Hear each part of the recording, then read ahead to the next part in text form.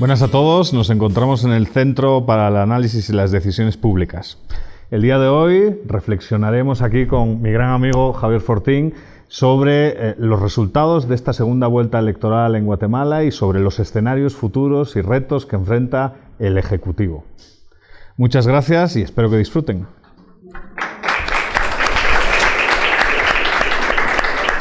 Me da la sensación que lo que ha sucedido en Guatemala y lo que sucedió en esta elección tiene que ver con esto, entre clivajes sociales y clientelismo. Y básicamente comentar, digamos, dentro del marco de referencia en torno a cómo se estudian los partidos políticos y especialmente cómo surgen los partidos políticos. Hay varias visiones, una de las cuales es esta perspectiva que bien mencionaba Lifsten y Roccan, de cómo sociológicamente se puede explicar el surgimiento de los partidos políticos.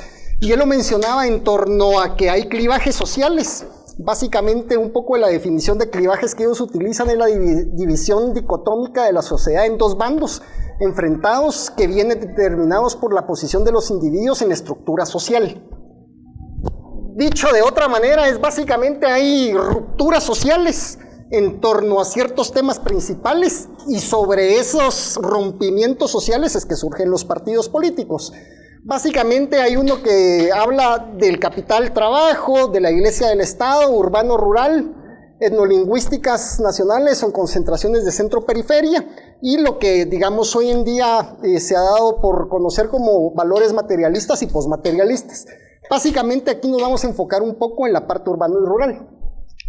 También otro tema interesante aquí es el enfranchisement, que tiene que ver con precisamente esos clivajes y cómo esos autores explicaron parte de los clivajes y el surgimiento, digamos, o alineamiento, como se suele llamar, del electorado en torno a esos clivajes que dan nacimiento a partidos políticos.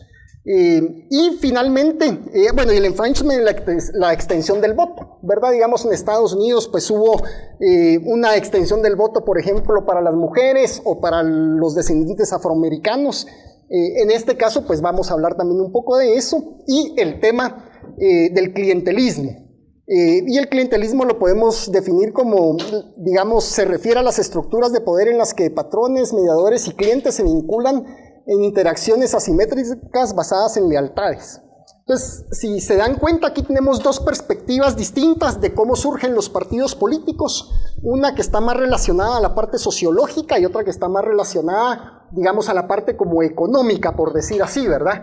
Digamos, la parte del compro de votos tiene mucho que ver con cómo nos ponemos de acuerdo en sociedad para resolver problemas, ya sea a través de la cooperación o, digamos, de la resolución de conflictos y cómo el clientelismo puede jugar un rol en ese andamiaje que se genera en torno al Estado. Y entonces, para iniciar, quizás solo la partida de la UNE, digamos, creo yo que es un buen punto de partir.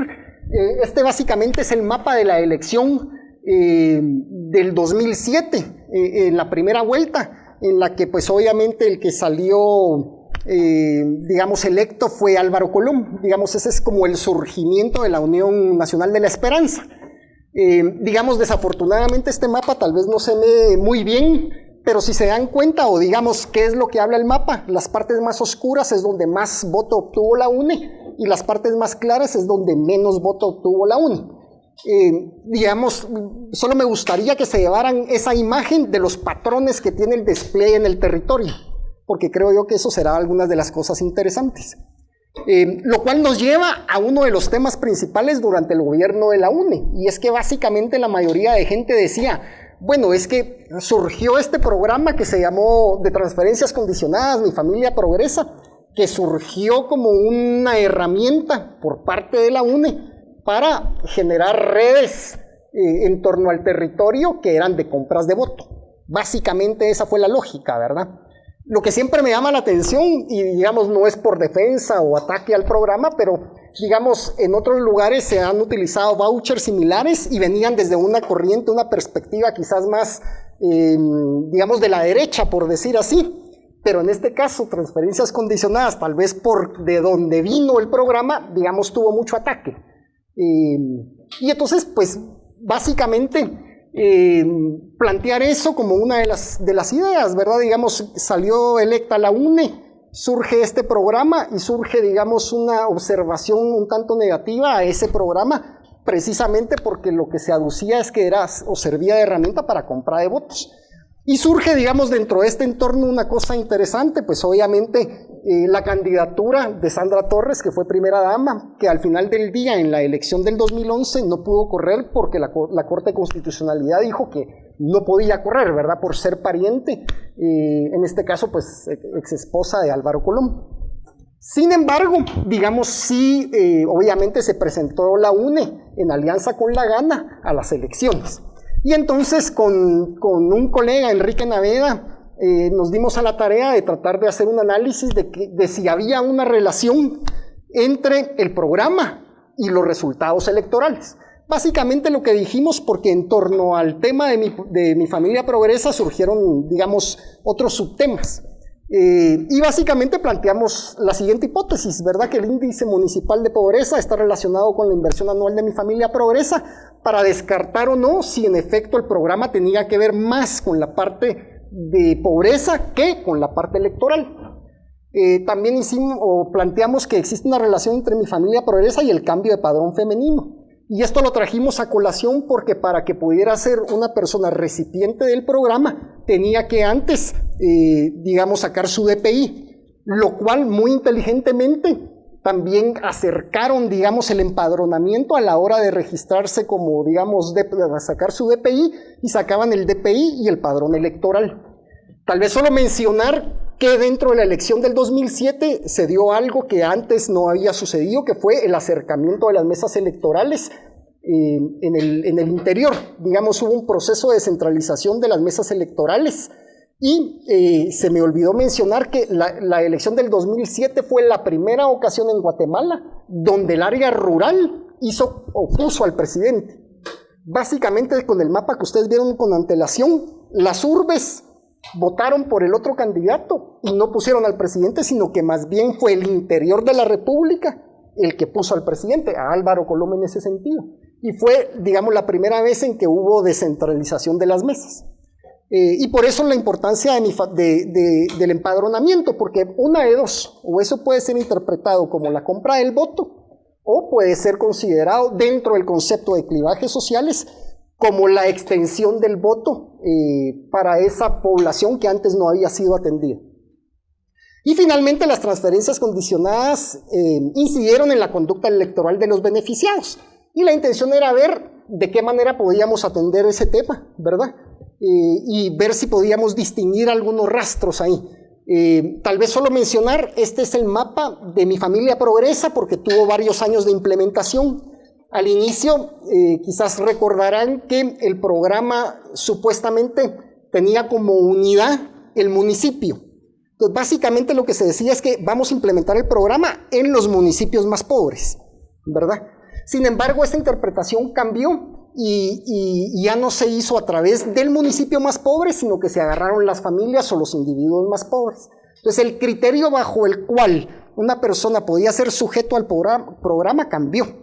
Y al igual que cambió el criterio, también obviamente hubo un crecimiento del programa. En el primer año fue más que nada un piloto donde se concentraron en los municipios más pobres y sucesivamente fue creciendo el programa. Entonces, digamos, este es el mapa de cuántos años disfrutó cada quien, o digamos cada municipio del programa. No voy a entrar mucho en detalle acerca de los resultados o de la metodología. Básicamente utilizamos cartografía electoral para poder, o digamos cartografía para poder analizar los datos. Una de las cosas que encontramos es de que el primer año, o sea, digamos, el que fue, si no estoy mal, 2008, y el que fue 2011, o sea, los años de las puntas, tuvo una relación más estrecha con los resultados electorales. O sea, agarramos los resultados electorales y lo corrimos contra los municipios, digamos, no los municipios, sino que el monto de inversión que se tenía en los municipios, y eso nos daba que en esos dos extremos había una mayor relación del programa, de la implementación del programa, con los resultados o con los resultados electorales. Sin embargo, en los años intermedios, el 2 y el 3, había una mayor relación con la parte técnica, o digamos, había una mayor relación con efecto los indicadores de pobreza. Y esto es interesante porque, digamos, hasta hace sentido intuitivo, ¿verdad? Yo, al inicio de mi periodo, quiero satisfacer las necesidades, digamos, de quien me eligió.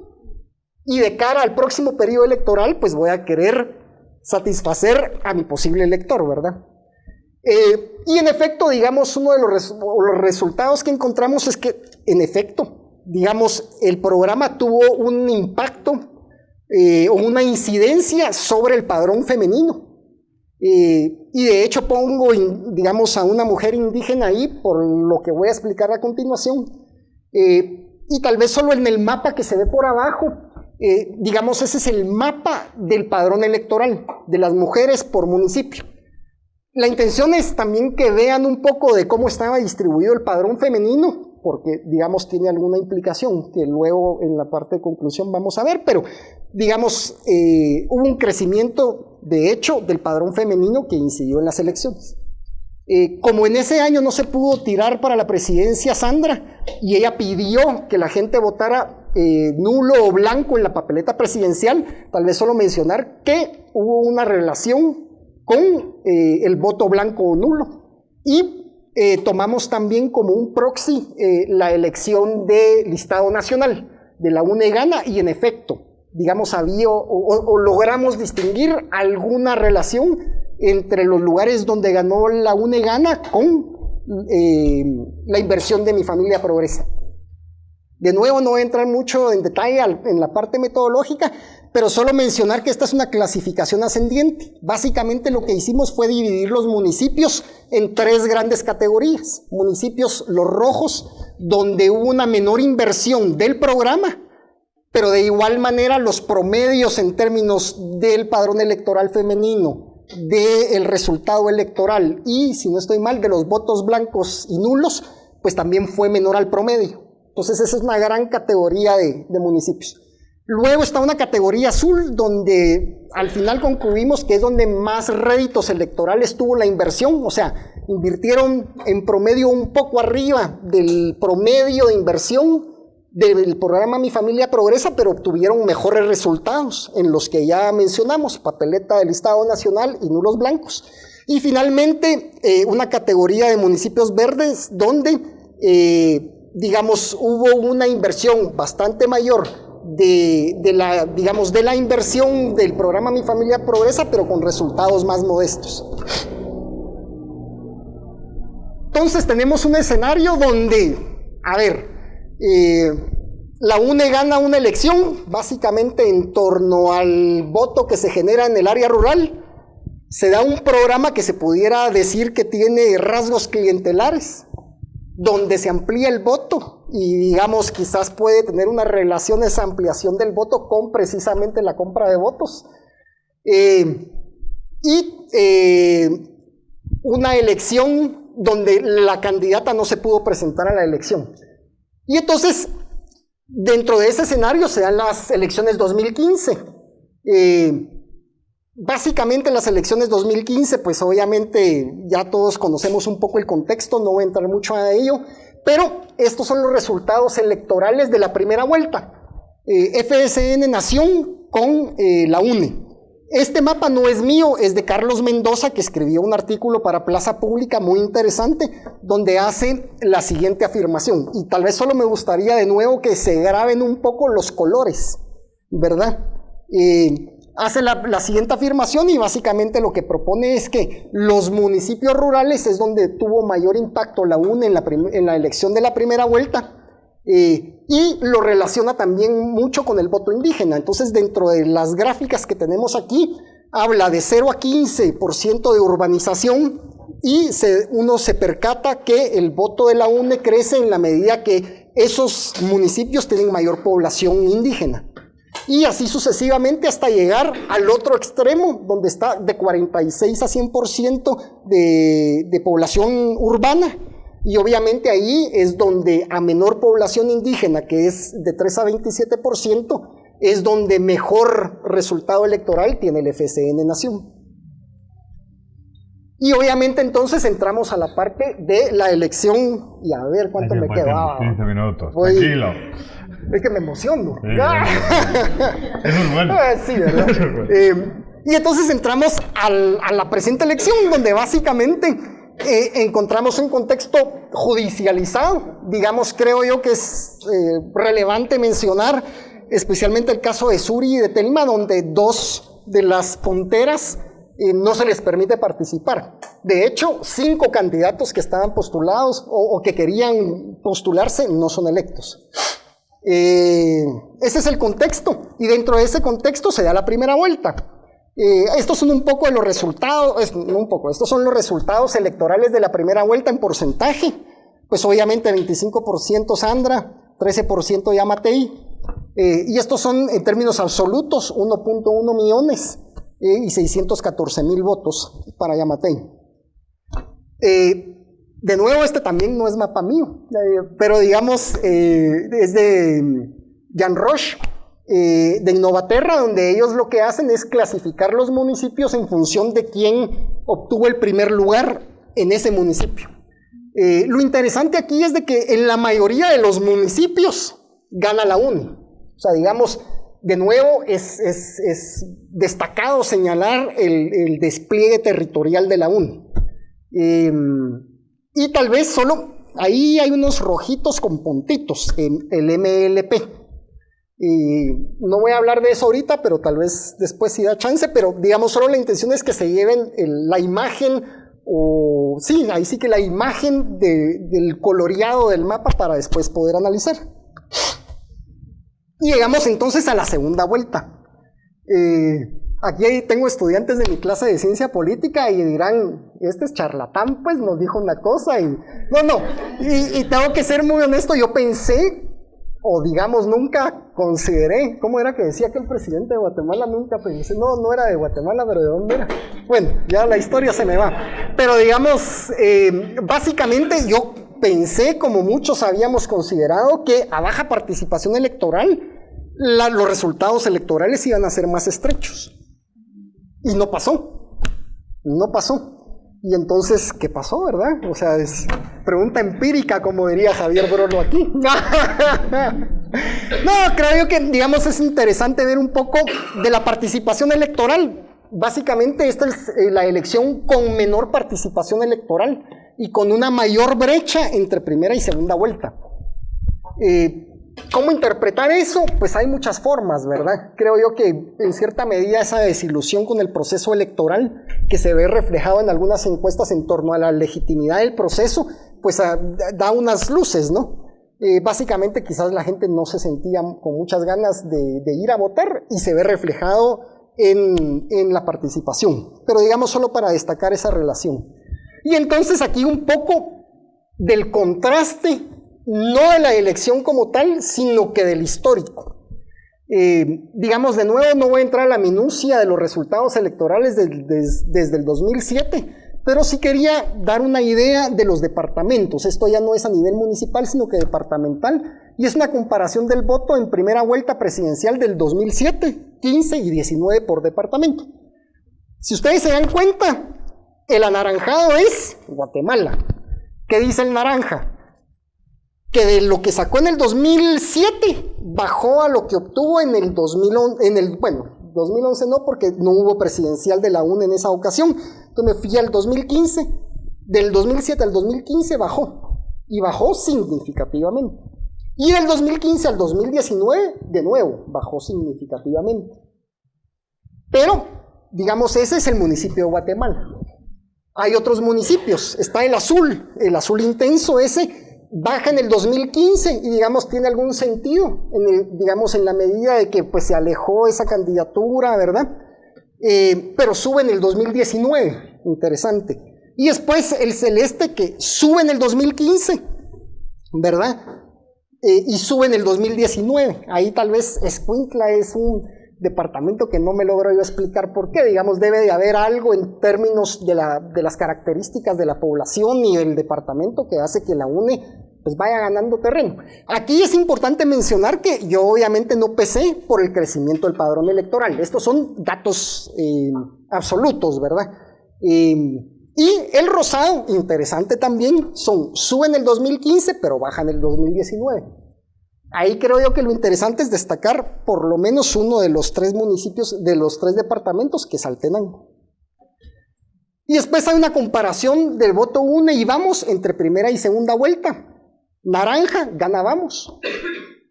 Azul, gana UNE. Y rosado, gana Vamos por más del doble. O sea, yo quisiera expresar con las palabras coloquiales apropiadas lo que le hizo Vamos a la UNE en Guatemala. Pero no puedo, ¿verdad? Así que lo dejo de esa manera. Pero básicamente fue arrollador. Y que Saltenango... Chamarreada, ¿no? Pues, no era la palabra que buscaba yo, chamarreada todavía es light. ¿Verdad? Sí, era R la palabra que estaba buscando, ¿verdad? Pero bueno. En todo caso, digamos que Saltenango y Guatemala fue, y Zacatepeques también. Y miren también cómo está, bueno, ahí tal vez no logramos dimensionar, pero Chimaltenango jugó un rol importante también. La comparación voto, ¿cómo voy? Muy bien. Comparación voto UNE entre primera y segunda vuelta de 2015. Solo para dar una idea, porque dije, o sea, mucha de la gente dijo, bueno, al final del día, ¿qué pasó? Es que la gente, digamos, la UNE no logró sacar su voto de nuevo, digamos, entre primera y segunda vuelta. Digamos, las estructuras de la UNE ya no participaron, ¿verdad? Yo creo que los resultados, de nuevo, tal vez no son tan claros en ese sentido. En la segunda vuelta 2015, si se dan cuenta, en solo tres departamentos no lograron conseguir más votos de lo que consiguieron en la primera vuelta. De hecho, bajaron. En esta ocasión, digamos, tal vez solo mencionar los 2 importantes ahí, Chimaltenango y Zacatepeques. Ahí bajó en la segunda vuelta el voto de la UNE significativamente, a comparación del Progreso. Progreso estuvo muy parejo. Y en esta última elección, interesantísimo, Petén siendo el departamento de origen de Sandra, ¿verdad? Baja, pierde votos, y tal vez no tanto, ¿verdad? Pero digamos, baja, y baja, si no estoy mal, por 10,000 votos, algo así. O sea, para ese departamento, pues, es significativo. Y Santa Rosa, que dicho sea de paso, hay un artículo muy bueno de Gustavo Herrarte en Plaza Pública donde habla precisamente del clientelismo. Se lo recomiendo porque presenta dos estructuras distintas en términos de las redes clientelares de un partido versus el otro. Y cita mucho el caso de Santa Rosa. Sin embargo, digamos, en Santa Rosa, la UNE baja en su participación en la segunda vuelta, al igual que en Jutiapa. ¿Cómo explicamos todo esto, verdad? Digamos, porque básicamente entonces, si llevan la secuencia de los colores en los mapas, estamos hablando de, a diferencia de lo que por lo general sostenemos en Guatemala, de un partido que tiene una capacidad organizativa en el territorio y, digamos, algunos rasgos de institucionalización a pesar del sistema poco institucionalizado que tenemos en Guatemala. Si se dan cuenta, en la trayectoria del 2007 al 2019, ¿qué ha cambiado para la UNE? Guatemala y que Saltenango, un poquito ahí Chimaltenango, pero esas son las diferencias. O sea, si vemos los datos de 2007 a cómo se ha reducido para 2019, y si me dan un segundo se los puedo comentar ahora, solo para que se lleven la dimensión de lo que perdió. En la presidencial, la UNE del 2007 saca 168,000 votos. En el 2015 saca 105,000 votos. Y en la presidencial 19 saca 103,000 votos. Con un padrón que está creciendo. Digamos, básicamente de lo que habla ahí es de una reducción significativa del voto de la UNE en áreas rurales, especialmente en el Distrito Central y el Distrito de Guatemala. Y de igual manera es el caso de Chimaltenango. Perdón, ya me perdí.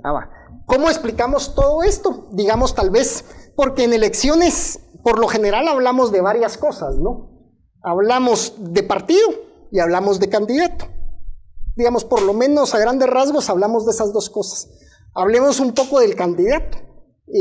Sandra, digamos, obviamente estos datos no son míos, esta gráfica es de alguien más, ¿verdad? Ahí está la fuente.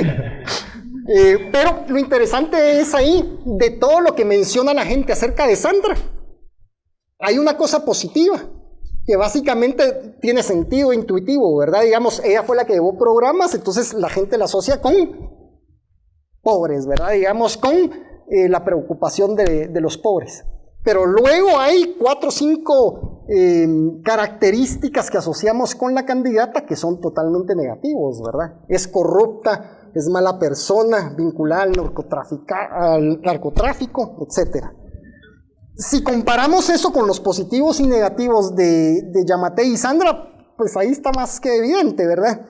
Y entonces, a ver, ¿verdad? ¿Incide eso o no incide eso? Pues yo creo que sí incidió. Un poco del histórico, especialmente en enero, donde se hace la pregunta ¿por quién usted nunca votaría? 41.20 dijo que nunca votaría por Sandra, versus ¿qué es? Junio, 55.20%. O sea, el antivoto de Sandra o el rechazo de Sandra creció en 6 meses, que es, digamos, muy interesante. ¿Y por qué? Digamos, yo no voy a juzgar, pero la verdad es que, y debo de decir que esto, pues lo saqué, bueno, mejor no, la historia la contaré después. No la cuentes. Sí. Pero básicamente, la verdad es que tenemos una connotación muy negativa de la candidata, ¿verdad? ¿Dónde? Especialmente en áreas urbanas, ¿verdad? Y entonces en ese sentido, pues yo creo que obviamente esa percepción está influida por lo que vemos en medios, por cómo caracterizan a Sandra, versus lo que tenía el otro candidato. O sea, básicamente, en cierta medida, Sandra generó mucho miedo, especialmente en población urbana. Y eso hizo que obviamente el voto de Sandra en los municipios más urbanos, pues se viera bastante afectado. Si se dan cuenta, ¿cuáles son los, digamos, ejes de mayor urbanización quizás? Quetzaltenango y Chimaltenango, o sea, toda la ruta, ¿verdad? Entonces, digamos, ahí es donde en efecto se ve la diferencia de cómo ha ido perdiendo terreno la UNE en esos departamentos. Sin embargo, a mí sí me gustaría tal vez solo contrastar un poco, porque al final iniciamos con que, bueno, ¿es clivaje o es clientelismo? Afortunadamente ya no me da tiempo, aquí me quedo, muchas gracias. No sabemos, ¿verdad? Yo creo que, y básicamente esto también, digamos, debería despertar algunas ideas o algunas líneas en cómo podemos interpretar estos resultados. A la luz de que hablamos de que es Guatemala un partido con el sistema de partidos menos institucionalizados, pero con toda honestidad, viendo ya los datos, me hago yo la pregunta de si en efecto la UNE no es un partido sumamente institucionalizado. No lo sé, hay que, digamos, contrastarlo con la evidencia empírica. Pero lo que sí sé es de que, digamos, este autor, Karl Strom, plantea un modelo de los partidos políticos en torno a la conducta, o digamos, plantea un behavioral theory de cómo surgen y operan los partidos políticos. Lo interesante es de que habla, y digamos, es muy desde la perspectiva rational choice, economía política, donde verdad, digamos, partimos del modelo económico, y dice, la organización se construye con capital, recursos materiales, publicidad, etcétera, y trabajo, activistas, simpatizantes, etcétera. Bajo esa perspectiva, pues pudiéramos decir que quizás la UNE no está, digamos, es, digamos, un partido con capital, y un partido con trabajo. Digamos, los datos reflejan que ha mantenido en el tiempo su capital político, digamos. Y obviamente también al mismo tiempo, y eso lo podemos hacer alusión en gran medida al comportamiento clientelar. No solo en el periodo de implementación de Mi Familia Progresa, sino que también la UNE tradicionalmente ha mantenido una hegemonía fuerte en las municipalidades. Y como todos sabemos, es en las municipalidades donde por lo general se distribuyen los bienes, digamos. Es el alcalde por lo general el que decide qué bienes distribuir y en dónde, y a quiénes se los distribuye, las redes clientelares. Pero por otra parte, también es interesante ver el tema de los clivajes, porque este es un fenómeno, creo yo, también sociológico. O sea, digamos, si estamos viendo que tradicionalmente la UNE ha mantenido su electorado en el interior y más bien ha perdido en las zonas urbanas, y es ahí donde, por ejemplo, perdió en esta ocasión, o sea, perdió en otros municipios también, por supuesto, pero digamos, Si yo resto o quito del escenario el Distrito Central, que es Guatemala, tal vez otro gallo hubiera cantado. O sea, solo en el Distrito Central pierde 400,000 votos Yamatei, ya más pegadito. Si yo quito el departamento de Guatemala completo, es otra historia, ¿verdad? Como dicen los gringos, another ballgame, ¿verdad? Entonces, básicamente lo que voy yo es de que en efecto, digamos, puede dar la sensación como que en Guatemala incipientemente hay un surgimiento de un clivaje social que gira en torno a lo urbano y lo rural. Y por eso el posicionamiento, si ustedes se dan cuenta, de la UNE posicionándose como ese partido que representa los intereses del área rural versus algo que no existe todavía en Guatemala, que es un partido que represente, digamos, consistentemente los intereses de la zona urbana. No lo sé, ¿verdad? Pero es que, obviamente, si pasamos de FCN a Vamos y la dispersión del voto en el Distrito Central, etcétera, pues es interesante, ¿no? Ya me pasé un minuto, tal vez solo para concluir, porque en efecto, digamos, mucha gente hace alusión al MLP. Y si uno mira los resultados electorales, con honestidad, uno no mira que el capital o el electorado que votó por el MLP represente lo que en teoría se presentó como el MLP, que es básicamente el interior de la República en torno a la conflictividad social en el interior de la República, vienen de Codeca. Me da la sensación que ese no es el electorado que votó por el MLP, ¿verdad? Y eso se expresa muy bien con el hecho de que solo obtuvieron un diputado. O sea, eso para supuestamente ese fantasma que mirábamos venir de Codeca con 100,000 personas organizadas, yo no estoy, o sea, yo no quiero subestimar el resultado electoral del MLP, pero también ponerlo en su justa dimensión, ¿no? Digamos, yo por ahí me quedaría. Digamos, lo que sugiero yo en torno a qué pasó en la elección es básicamente la maquinaria del interior, ya sea clientelar o basada en aspectos sociológicos que generan esa división de la sociedad o esa fractura de la sociedad guatemalteca, no le dio a la UNE. ¿Y por qué no le dio? Yo creo que no es por la estructura, o sea, no es por la organización partidaria, sino que creo yo más bien fue por la candidata. La pregunta es, ¿qué pasaría o qué pasará si sobrevive la UNE? Que no sabemos si sobrevivirá o no, pero con otro candidato, ¿verdad? No lo sabemos. Que creo yo es una pregunta para las próximas elecciones. Ahí me invitan otra vez para yo poder hablar de esto, ¿ah? Así que bueno, yo me quedo ahí. Muchas gracias. Muchas gracias.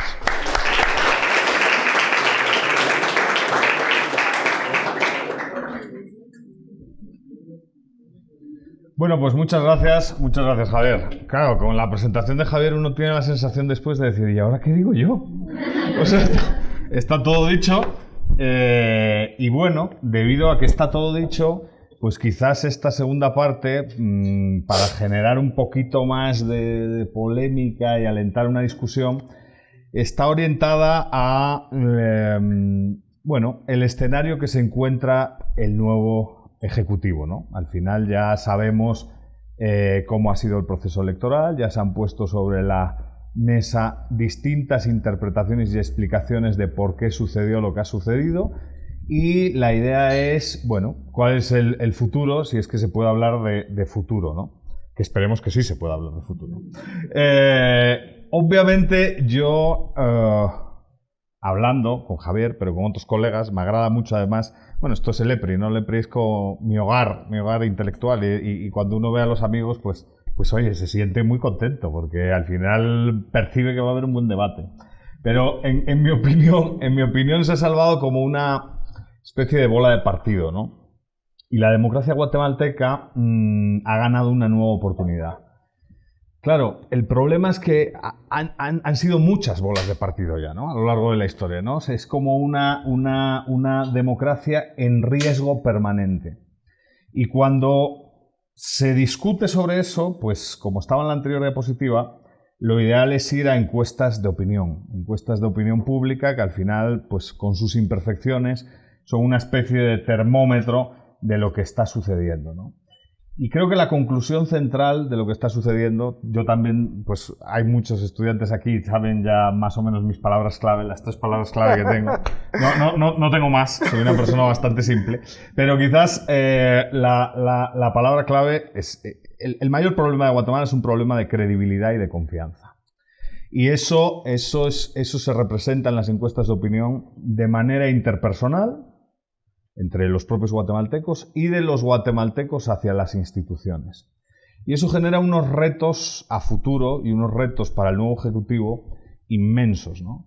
Entonces, tampoco se trata de decir que se está en una situación dramática, pero vamos a ver las cifras, y las cifras lo que generan o lo que evidencian es que esa amenaza de un líder populista, pues o de extrema izquierda o de extrema derecha, que quiere cambiarlo radicalmente todo y que se vende como una especie de salvapatrias para los problemas estructurales que tiene el país, va a seguir estando presente, porque en el fondo la ciudadanía está un poco cansada de la situación, ¿no? Estos son los niveles de confianza intertemporal en el gobierno 2015-2018, ¿no? Esto es muy fácil de utilizar, la cosa es ir a las fuentes. Obviamente hay 2 grandes bases de datos, una primera base de datos gratuita o semigratuita, porque es verdad que no es completamente gratuita, es la que establece Corporación Latinobarómetro, pero bueno, todos los estudiantes espero que la sepan usar y que más o menos sepan jugar con ella. Y luego está la de la POP, la del Latin American Public Opinion Project, que son las 2, digamos, de referencia a nivel regional, ¿no? También está, y lo discutíamos con Javier, y es creo que un recurso muy importante, el proyecto de élites latinoamericanas, el famoso proyecto PELA, que es un proyecto de la Universidad de Salamanca, del Instituto de Iberoamérica, que hay mucha base de datos sobre posicionamiento y autoposicionamiento de diputados en las instituciones, ¿no? Pero claro, ¿qué nos dicen todos estos datos? ¿Qué nos dicen todas estas tablas? Esto todavía no está pulido, ¿eh? Esto es para un futuro trabajo que tenemos Santiago Fernández y yo. Pero claro, me ha presionado, entonces estoy haciendo spoilers de un futuro trabajo y solo lleva 2 revisiones la tabla. Igual algo está mal, pero por poco. Los niveles de confianza intertemporal en el gobierno, pues como pueden ver, son preocupantes, ¿no? Al final, más del 70% de la población dice no tener confianza en el gobierno, ¿no? Y eso, sin querer, genera una sensación de insatisfacción, frustración y desafección en la población que va erosionando todo el sistema y obviamente también su legitimidad, ¿no? Esta es una tabla dedicada al gobierno, pero es que si vamos al Congreso las cifras son igual o peor, ¿no? Evidentemente las cifras de confianza en la institución legislativa también son dramáticas. Yo diría que parte de esa falta de confianza tiene que ver con el desconocimiento del Congreso. Creo que aquí todos los que estamos, pues no hay que decirlo, pero cuando uno en la calle más o menos pregunta cómo funciona el Congreso, pues la opacidad del sistema es evidente, porque el ciudadano promedio no tiene absolutamente ni idea de cómo funciona el Congreso. No le importa y encima considera que gran parte de los congresistas están vinculados a cuestiones ilícitas, ¿no? Pero es dramático que tanto el Poder Ejecutivo como el Poder Legislativo disfruten de unos niveles de desconfianza tan importantes, ¿no? Y eso, lo quieran o no, es un reto para el nuevo gobierno evidente, ¿no? El nuevo gobierno tiene que esforzarse por generar confianza, con todo lo intangible que es eso, y aumentar la credibilidad. Porque aquí siempre pienso en Dani Rodrik, que es un autor que suelo utilizar bastante, y Dani Rodrik dice que casi es más importante la credibilidad de la política pública que la política pública en sí. O sea, el punto es que la sociedad perciba que lo que se va a hacer realmente se va a hacer, ¿no? La calidad, pues, es secundaria. Es una broma, pero... El Poder Judicial, como ven ahí, sale un poquito mejor parado. No significa que esté bien, ni significa que se encuentre en una buena posición, para nada, pero sí es verdad que la ciudadanía evalúa mejor el organismo judicial, ¿no? Las cifras aún así son preocupantes, porque claro, estamos viendo que por encima del 50% los niveles de confianza en las tres instituciones que conforman la arquitectura central del Estado son elevadísimas, ¿no? Siempre por encima del 60%. Pero hay que reconocer que el Poder Judicial tiene una mejor valoración. Claro, todo esto lleva a algo que es, bueno, preocupante, que no es nuevo y que la gente del gremio de ciencia política y de relaciones internacionales conoce bastante bien, ¿no? Que es la cuestión de la satisfacción con la democracia. Evidentemente, esto es una encuesta de opinión. Aquí no hay definiciones sofisticadas de democracia o de república o de cualquier tipo de cosas así. Se le pregunta al ciudadano, el ciudadano básicamente responde y punto. Tienes que asumir que, bueno, que quizás todas las concepciones de democracia no sean iguales. Eso no significa que no sea orientativo, porque aquí también se está evaluando cierto desempeño del sistema, ¿no? Y como pueden observar, pues las tablas son un poco preocupantes también, ¿no? Repito que esto no es una tendencia solo guatemalteca, ¿eh? Los niveles de satisfacción con la democracia en todo el mundo a día de hoy están a la baja.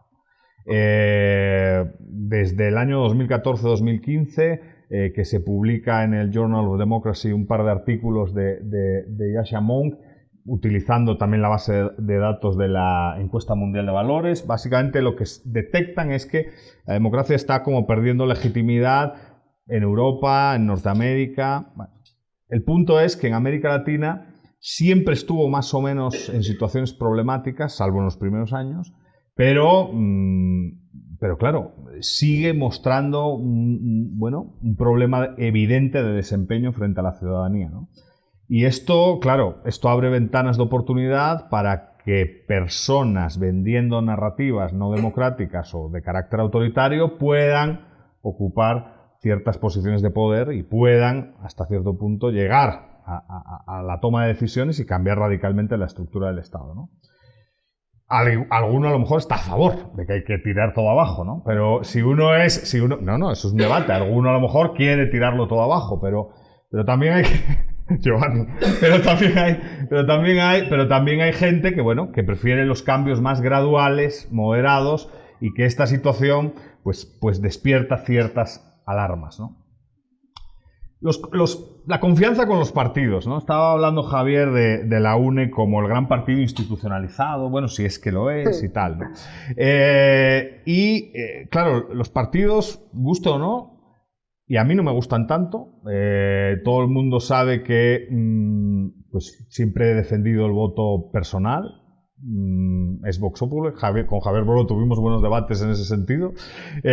Siempre he defendido el voto. Todo el mundo sabe que creo más, a lo mejor, en el hecho de elegir a un nombre y a un apellido que a una marca, pero eso no significa que la marca no tenga valor per se, ¿no? Y eso no significa que los sistemas no requieran de marcas capaces de lograr acuerdos y todo este tipo de cuestiones, ¿no? Entonces, cuando se observa la situación de los partidos políticos, la situación de los partidos políticos también es dramática. Pero es que además en este caso es súper dramática, ¿no? Y es un problema gravísimo. Un problema gravísimo que se ve luego en el Congreso, ¿no? Esta es una tabla de niveles de rotación. Básicamente lo que presenta es el número de diputados novatos que hay en el Congreso y cómo cambia ese número a lo largo del tiempo, ¿no?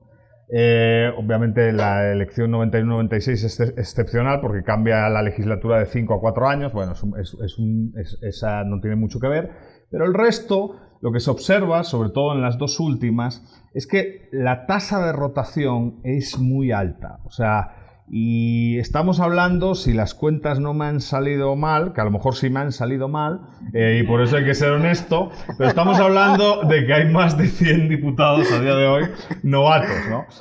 Más de 100 diputados novatos. Alguien puede decir, pero eso está muy bien, ¿no? Cuando se ve política comparada y se ve calidad democrática e institucional, lo que uno percibe es que elevadas tasas de rotación presentan problemas para sobre todo lograr acuerdos, ¿no? Gusto o no, se necesitan para sacar adelante ciertas medidas consensos, o por lo menos acuerdos mayoritarios. Y cuando hay tanta tasa de rotación, parece que conseguir acuerdos es un problema. Pero es que además este mapa es un mapa problemático por los incentivos perversos que puede tener, ¿no? Que es un debate que es discutible y, repito, es para generar polémica. Convertirse en diputado es una cuestión muy costosa, ¿no? Es costoso en tiempo y es costoso en dinero. Un diputado que quiere ser diputado, pues tiene que hacer ciertas inversiones y tiene que conseguir cierto financiamiento, ¿no? Y eso representa un reto. Es que además, cuando entras en el Congreso, los diputados obviamente pues se preocupan de su supervivencia al interior de la Cámara. Cuando entra en el Congreso, el diputado sabe, porque es Vox Populi, que las probabilidades de salir de la Cámara en la siguiente legislatura son elevadísimas. Entonces, claro, estamos mezclando una barrera de entrada complicada, que implica mucha inversión en tiempo, en dinero y tal, y una salida casi literal. O sea, vas a aguantar una legislatura, ¿no? De hecho, los diputados suelen aguantar, bueno, en promedio, una legislatura y pico. Los diputados sobreviven poco en la Cámara. Eso de que son dipusaurios, pues alguno es dipusaurio, el 3% de la Cámara son dipusaurios, pero la gran mayoría de la Cámara no está compuesta por dipusaurios. Y claro, si pensamos racionalmente, oye, a mí me cuesta mucho entrar, las probabilidades de salir son muy altas, pues hay que amortizar la inversión en el corto plazo, ¿no? Y eso en parte es lo que ha explicado muchas veces comportamientos, bueno, problemáticos, ¿no? Cuando se repiten los juegos y cuando la preferencia temporal es más baja, y pienso, el tiempo no importa tanto porque mi supervivencia a largo es más clara, pues quizás hay más probabilidad de tener políticas públicas decentes y una calidad democrática más aceptable, ¿no? Los diputados se suelen vigilar unos a otros y tal. Pero en el escenario actual, el Ejecutivo actual debería ser consciente de que el Congreso es una bomba de relojería. Es una bomba de relojería no solo por la elevada rotación, sino también por la elevada fragmentación que vamos a ver después, ¿no? ¿Cómo reducir esto? Es un problema, y es un poco lo que decía Javier al final, ¿no? ¿Qué es antes, ¿no? El clivaje. ¿Cómo reducir esto? Es un problema, pero lo que sí se observa es que las democracias de más calidad en América Latina, Chile, por ejemplo, es una de ellas, ofrece tasas de rotación mucho más bajas, ¿no? Que Estados Unidos, que a muchos de los que están aquí pues les gusta el sistema, tiene tasas de rotación muchísimo más bajas. Y que los países con más estabilidad, digamos, en Europa, pues disfrutan de tasas de rotación bajísimas.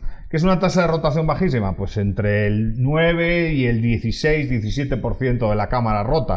El resto no. El resto se conoce, repite el juego de negociación y más o menos se van logrando acuerdos. Nadie dice que no haya corrupción, nadie dice que no haya incentivos perversos, pero por lo menos surgen algunas medidas resultado del consenso que, bueno, contribuyen al bienestar colectivo parcialmente, ¿no? Esto es el número efectivo de partidos, el número de partidos relevantes, que bueno, aquí el maestro es Javier Brolo, que lo ha calculado bastantes veces, y para este cálculo salió 7.05, o sea, para esta elección es un problema, más fragmentación. Yo tampoco es que tenga un problema con la fragmentación así obscena, pero sí hay que ser consciente de que una elevada fragmentación sube los costos de negociación y al subir los costos de negociación se dificultan los caminos para tomar acuerdos. Entonces el Ejecutivo debe saber que le va a ser muy difícil lograr acuerdos, ¿no? Uno es el partido, el segundo partido, el primero es la UNE, evidentemente. La UNE tiene, si no estoy mal, 52 diputados, que es el 32.5 de la Cámara.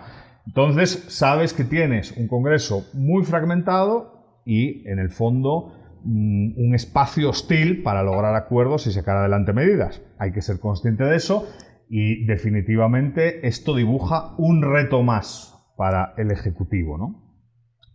Yo con el tema hablábamos antes de empezar, ¿no? Con el tema de Telma Cabrera, yo entiendo el argumento del fenómeno Telma Cabrera. El argumento del fenómeno Telma Cabrera es, claro, se restringe la oferta dramáticamente, con dos candidatas que más o menos todo el mundo sabía que tenían posibilidades de pasar a segunda vuelta. Por la razón que sea, se restringe la oferta y eso genera pues un voto protesta, si se puede denominar así, a favor de Telma Cabrera para el Poder Ejecutivo. Pero,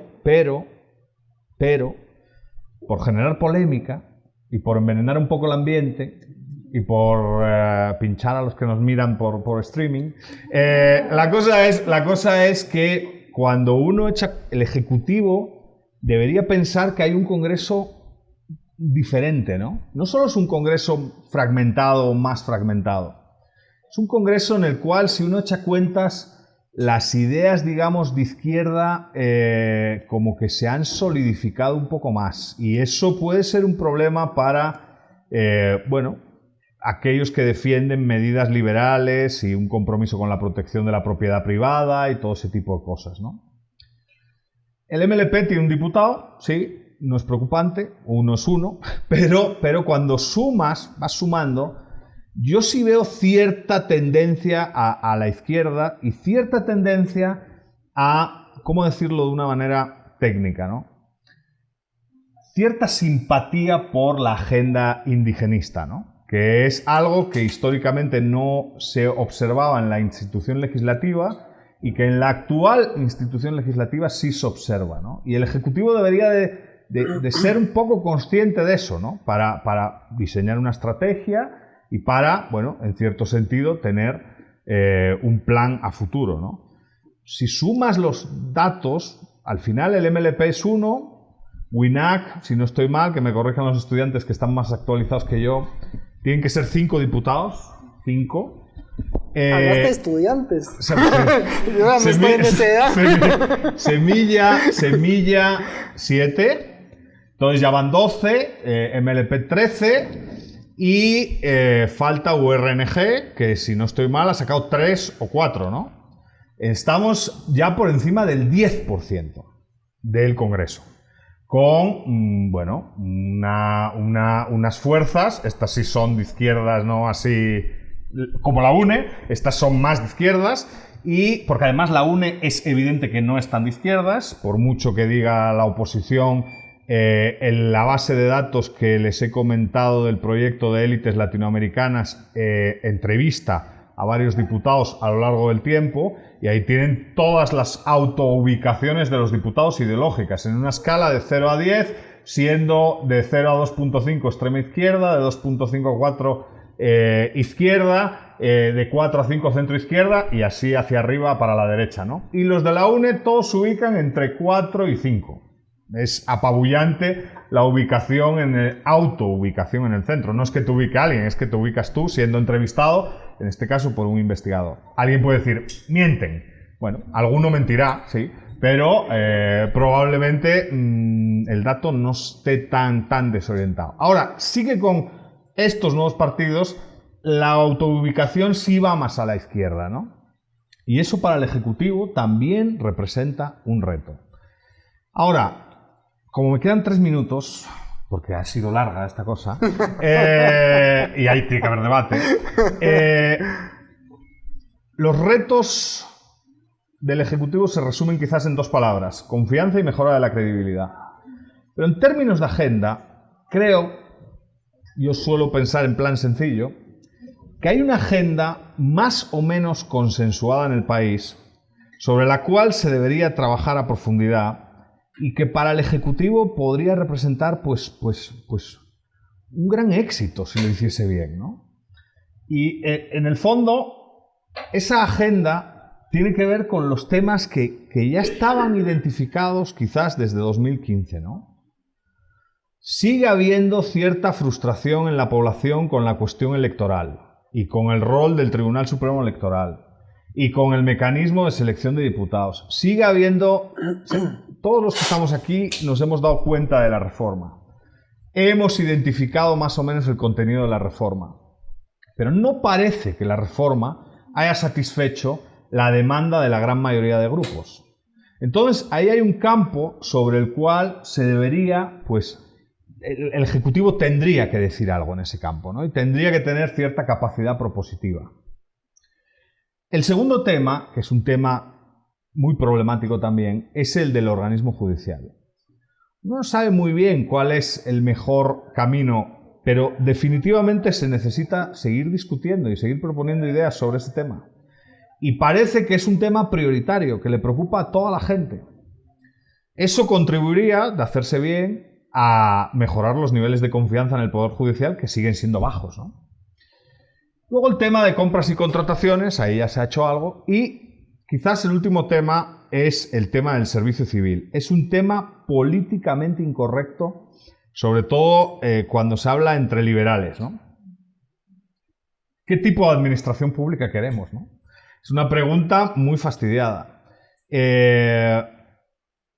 Mi director de tesis diría ninguna. Es una respuesta, pero una posible respuesta, definitivamente. Pero si uno cree que tiene que haber un mínimo de Estado, tiene que pensar en esta cuestión. No se puede negar y decir no tiene que haber administración pública o el modelo actual de administración pública es suficiente, porque parece evidente que el modelo actual de administración pública no es suficiente. O sea, parece evidente que las tasas de rotación al interior de la administración pública se sospecha son altas.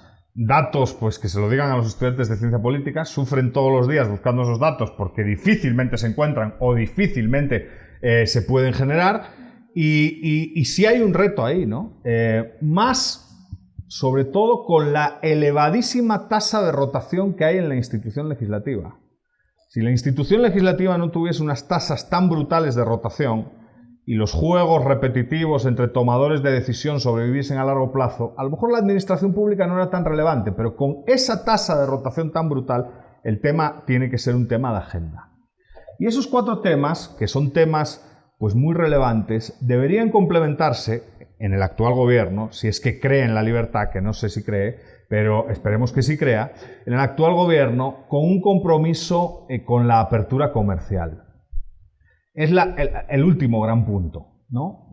Y con eso se cerrarían los 5 puntos que yo creo que son retos para el actual gobierno. La apertura comercial.